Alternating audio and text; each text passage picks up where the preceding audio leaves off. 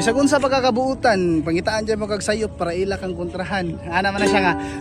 Bisag unsa pagkakabuutan, ila kang kontrahan.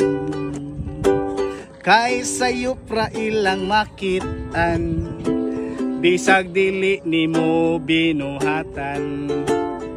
Kay ang ilahang gusto, maglagot nimo ang mga tao. Isalig lang sa Ginoo, kay ang grasya na animo. Pait kay mga tao ron eh. Uson na gyud karon ang unsa man, ilara kang gamiton. Tungod manggod nimo nga buutan ra ka kaayo. Daghag walay batasan, igora kang pahimoslan.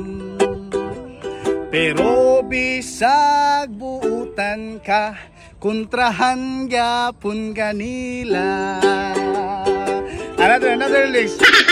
Gusto na gyud karon, kwartaray pangitaon. Pero kung pobre ka, yano-yanohon ra kanila. Dalira kay ang karma, baong karon pag-ampo na. Bahala na ang Ginoo, maoy mo protektahan nimo. Yo mo!